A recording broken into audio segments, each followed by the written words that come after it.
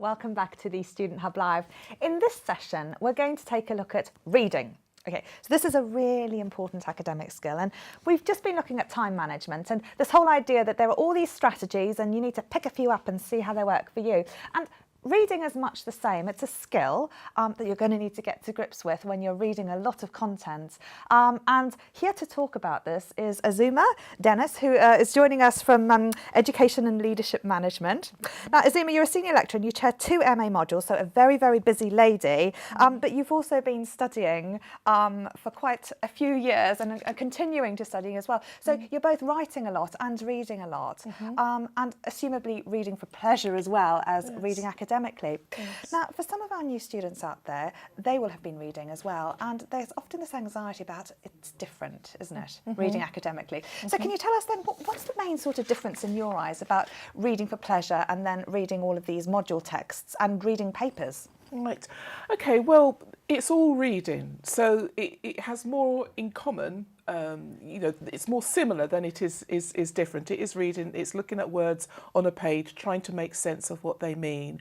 It's trying to build a narrative. So if you're reading a story, clearly you've got to read it. You've got to make sure that you're understanding the plot, understanding what's going on, understanding who the key characters are and what the action means. And it's exactly the same.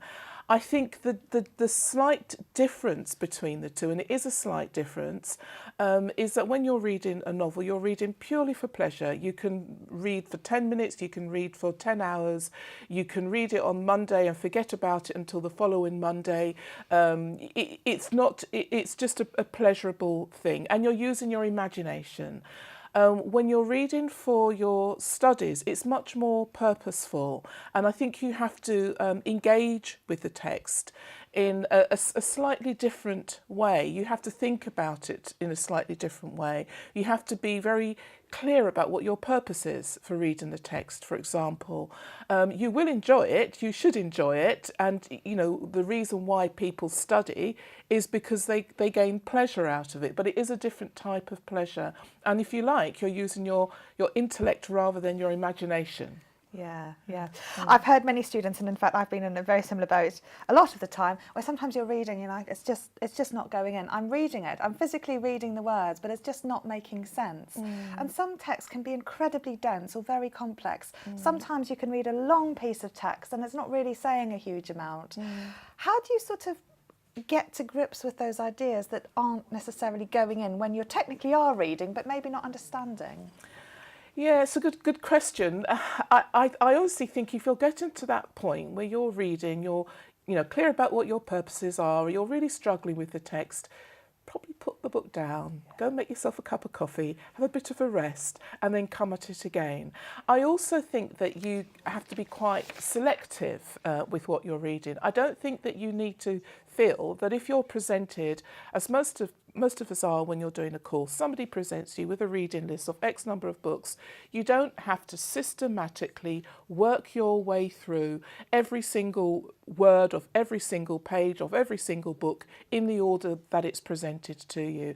I think you need to look at the book and to be efficient with your reading and to decide of these various choices that I have, which are the ones which are most interesting and the most relevant to me. So I think it means picking up the book and applying those efficiency techniques. Now, lots of people, I think if you ask them, are you aware of different reading strategies, would probably say that they're not. But even though they say that they're not, they do actually use those strategies, even without necessarily being aware of the fact that they do that. Oh, well, you're completely right, because 31% have heard about reading strategies, which means the majority have not. Yes.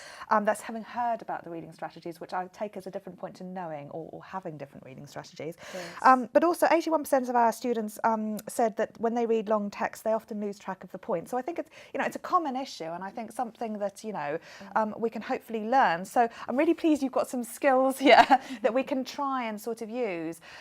You've got some sort of aspects in terms of reading, and there are these different strategies that are well known, but I'm hoping that you can show our audience how to apply those, you know, things like skimming and scanning and these various sorts of ways of reading. I mean, sometimes when I'm like that, I'm like, right, I have got to just figure out what this is. I'm giving myself 10 minutes, and if I don't get the point of it, and I just scan and go, what is it about, and just try and do something so that I can at least focus myself on it. What techniques might students want to pick up, and when might they want to pick them up?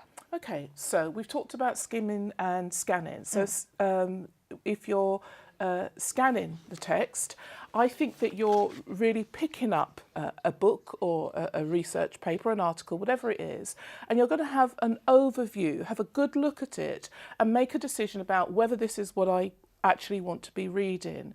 So what are the chapter titles in that book? Who are the references? What other writers has this particular author quoted? Are they writers that you're familiar with? Are they writers who you've enjoyed reading in the past? Are they writers whose work you understand, who you want to engage with? Once you've looked through the chapters, which are the particular chapters which are of most interest and relevance to you? Don't feel, as I say, that you have to read it in this linear way. Even when you've looked at the chapters, open the chapter that's of most interest.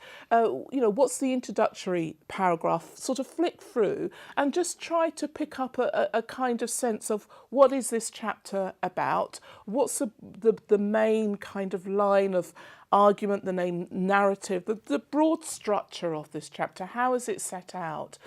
And the reason why I think it's helpful to do that is partly because it gives you an idea of what you're reading. So you've already got to a point where you understand some of what you're going to be reading before you've even realistically sat down to actually intensely read anything at all. You've already done half of the work, but also it gives you an idea of whether this is something that is going to be interesting to you. And I don't think that you have to sort of feel, oh, I've got to be interested, it's on my course, I've got to do this, because actually different things are interesting or uninteresting at different times. And depending on who you are. And depending on who you are, yes. So if you can, for example, know that you've got to be writing an assignment, an assessment in a few weeks' time, but it's not, how would I say, if you know what the assignment is and you know how you want to approach it, then that will make a difference to what reading you want to do for it. As you get closer to the assignment, you may change how you understand a particular subject, and then something which you rejected as irrelevant before suddenly becomes the text that you want to engage with. So I don't think that you need to feel that you've got to read in the way that you're told to read, or you feel somebody's pressuring you to read. You make your choices about what you want to read, and that's what you gain from just that overview, that scanning of the text. I think with skimming, it's slightly more intense, but it's the same kind of thing, and it applies particularly, I think, if you're looking at journal articles, depending on what your subject is and how relevant journal articles are. But if you are somebody who will have to read a research paper, for example, all research papers these days, I'm sure, will have an abstract. And the abstract is brilliant because the research paper may be 6,000 or 7,000 words. The abstract will be 5,000 words. So 500. 500, yes. No, that's... I keep adding an extra zero. It terrifies people. All right. Absolutely. The abstract will be no more than 500 words. And that will give you a really neat summary of what this paper is about. And if when you read that abstract, you think, gosh, that sounds really interesting, you know what to do. And if you read it and you think, oh, interesting, but I can't quite see how I'm going to work with this just at the moment, then put it aside. I'm not saying reject it out of hand, put it aside till later on when it may well become interesting. As well as that, and again, it's a matter of being clear of what your purposes are. You might decide to look at the conclusion. It's okay to do that. You don't do that in a novel, read the end first, but with a research text, it's a good idea to what's the main point after all these words, what's the main point that this person wants you to go away with, to leave with? What's the takeaway message of this article? You may find that you want to look at the methodology, for example, or you may want to dip into bits of the literature review. Yeah. So it really is a matter of just skimming the text to get a good overview of what this text is about. And then you may decide to go on to do that intense reading, or you may decide that that skimming is enough. Yeah, well, it's like one of my level 2 science students called me the other day and she said, I just have to read this paper and it's really boring. And I said, I know it's really boring. Why are you trying to read it? All you need to do is look at the abstract and then you need to answer certain questions. You don't need to understand it in all this detail. And she was like, oh, right, brilliant. And again, it's this whole idea of having a purpose and thinking, well, what am I reading this for? And what do I need to extract from it? Now, I know that people have different strategies. Alex picks out keywords and reads around them and then comes back to it. Whereas Rachel, if she's feeling tired, she stops and makes sure that she gets the point. So there are different strategies going on for different people. I think the most important thing is to keep reading and keep enabling. And I'm aware there's a lot of talk about note-taking, which we'll get to next, folks, in our session. But we will be talking about how there is an active part of reading, and that might involve writing some stuff down. HJ. Yeah, so we got loads of good points. So you said there's a lot about note-taking, and we're covering that later, but it does link in very well. But Katrina reads a paragraph or two, then goes back and reads it to make some notes. Some people write notes alongside, help with reading, draw out the key points, try and identify what they really want to find. But Robert, we've got a couple of good questions, but Robert's asked, how is it important is the TMA and reading strategies? Is it worth going ahead looking at the TMA and then going through the reading, or is it best to leave that all till last? A common misconception that students think they need to read everything in the module materials. What is the benefit of looking at TMA questions to focus your reading? The TMA question will give you an idea of where you're aiming at with your reading. What's the purpose of your reading? It gives you a way of filtering through what bits are relevant for you and what bits are less relevant for you. Now, obviously, your lecturer, whoever's designed that course, has put everything in that they think could possibly be relevant for anybody who is interested in having a good understanding of this subject.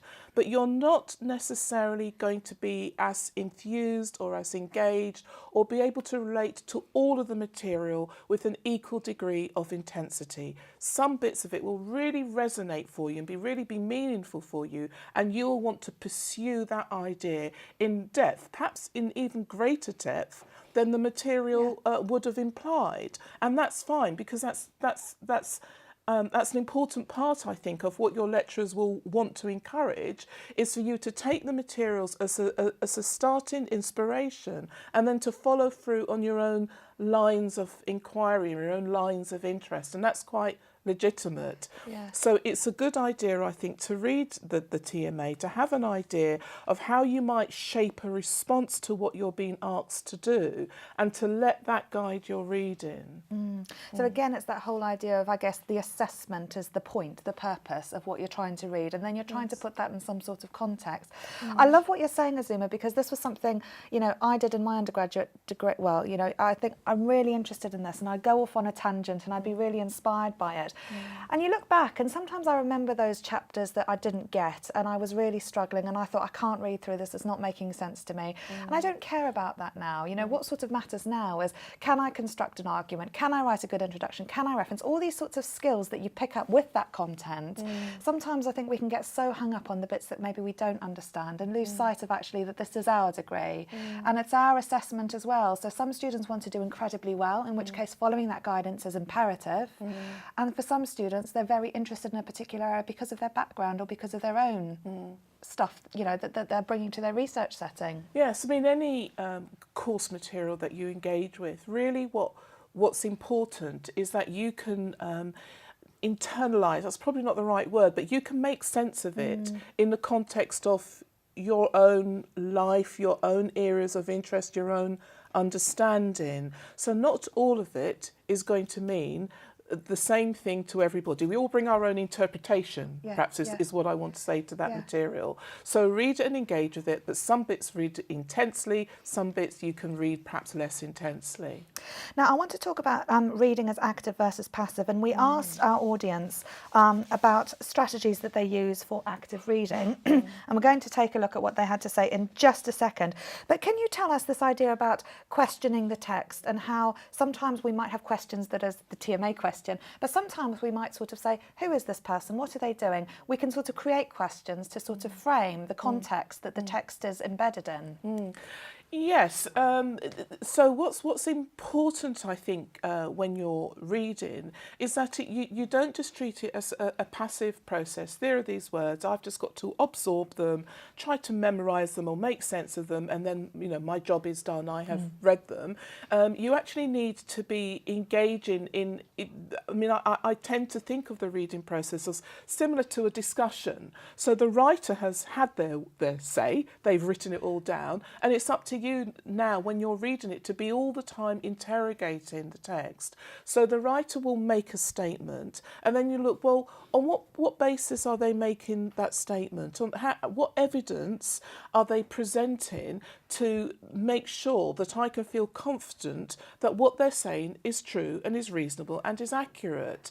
You can be looking at things like, how is this text organised? So where is it, her starting point, assuming the writer's a female writer, could be anything. But what's her starting point, and what's her conclusion, and how does she trace, what are the steps of her argument that I can trace to find how she's got to that conclusion? Why is she saying this? What writers, what other authors is she citing to support what she's saying? It will vary a lot, depending on the subject that you're studying, but certainly within, say, the social sciences, which is what I guess I primarily have in mind, though I realise there's a whole range of disciplines. Other subjects are available. But almost anybody who's writing will come from a perspective. They'll come from a particular framework or a paradigm or a sets of beliefs about the subject that they're writing about. And it's up to you as a reader to be aware of what that framework is, and then to establish, to see if that helps you establish how credible what they're saying is or isn't. So it is a very active process. Yeah, and I think it was only actually later in my studies that I got the hang of how important the contents pages were, because sometimes you can approach something and think, yes, you're going to tell me about supermarkets. They're not going to tell you everything about supermarkets. There are probably 5 aspects that they're going to focus on. So again, it's like, how does this frame into what you're saying? What's really your focus? And then how does each sort of section of that text communicate this? Now, a lot of people have been talking about note-taking, and you've got some highlighted things here. We love highlighters at the Student Hub Live, when used well. Yes. And so I wondered if you could talk us through annotating and the sort of process of, I guess, getting you through perhaps some of those more difficult or complex pieces of text, and also how to find your way back to them should you need to look at them again in the future. So you've got some examples from your own work. Yes. So yes, I note from the comments that you've quoted that people have talked about wanting to make notes at the same time as they're writing. I don't know whether anybody can actually let me show people this see this. So the point here is that this is one of your chapters, and you've been highlighting various things, and you've also got different colours in red. You've got different sizes of fonts. Yes, so this is actually, it started as a PDF, which I've actually just copied and pasted into a Word document just so that I can engage with it. And then as I'm reading words or phrases which I think are key and really important, I'll highlight them. There isn't a code, I'm afraid. Some people will be extremely organised and have a code to how they do their annotations, whether they use a colour for theory or another colour for a practical example or another colour for a citation. So students could get a PDF of their book, could they? Oh yes, and they can then get they a PDF. could do an active annotation on it. Absolutely, they can. And you can.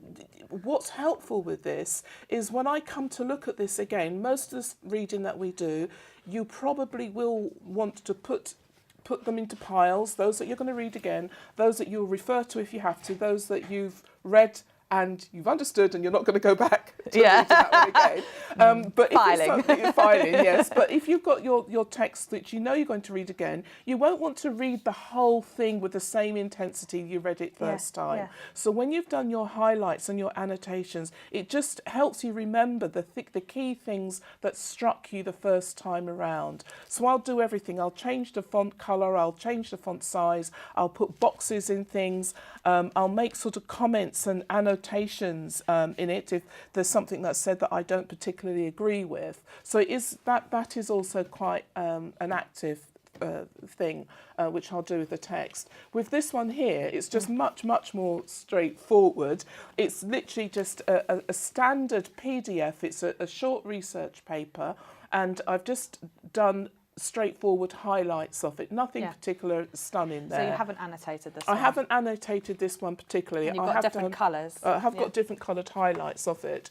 But what's interesting with that is this is a PDF on my laptop, and once I've finished with the PDF, the package that I'm using to read it will export my highlights for me, which I think is really brilliant. Yes, which I think is really useful. So again, if I've highlighted those things that I might want to quote, or those things which I think really get to the key of what this paper is about, I now have them extracted on their own in my file. So when I come back and when I want to do my rereading, I can go back and read the original paper, but I can also just skip through the highlights and pick up the key points that I want to actually take away from it. So I personally think that is extremely useful.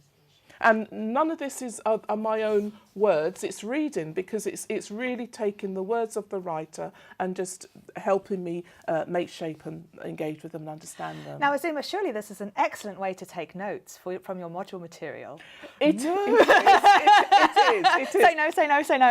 Well, it's you know, I think one of the people who made the comment earlier had it right. You probably do take notes and read at the same time, depending on what your practice is. But certainly if you find that your energy is a bit flagging in terms of just trying to get through this text, actually taking that pause, get a coffee if you want to, but actually if you start doing a bit of writing and you start writing your thoughts, what your ideas, your response to this text is, I think that's just another way of reducing that intensity a little bit and giving your brain a bit of time to sort of settle with the ideas, and just, you know, refreshes your approach a bit. Yeah, very useful, I guess, for quotations as well. Oh, particularly, and if you've got those very dense papers where you might, if you're, say, doing the sciences, you might need to pick up aspects of methodology. Yes. You could cut and section those out so that you would have the information to hand about how many participants. All that sort of factual stuff is great to sort of collate in this sort of way. I can see how that would work for certain subjects. Yes, definitely. Very sort of helpful. Brilliant. Oh, well, thank you for showing us these strategies, and I hope that's given everyone at home some useful ideas to think about. Again, you can't break it. They're your module materials. You can draw all over them, and you know, you'll go through phases where you think, gosh, I did a lot of highlighting. Too much highlighting. I noticed that most of this is unhighlighted. You know, too much highlighting is never a good thing, because it's not all important. It's often trying to tell a story, and so reading with a purpose, I guess, is the most important thing at level 1. I think so, yes, sort of knowing why you're reading, look to what your end purpose is, which is that TMA, and using that to guide you through the material, to help you sift through the bits which are relevant and which are less relevant. Yeah, absolutely. And our next session is going to be on note-taking, and we appreciate there, you know, often I write notes while I'm reading, and there is this distinction between the two. But in our next session, Suzanne's going to tell us about the purpose of note-taking, and again, this whole idea of deconstructing the material that you're reading into a way that makes sense to you for a particular context.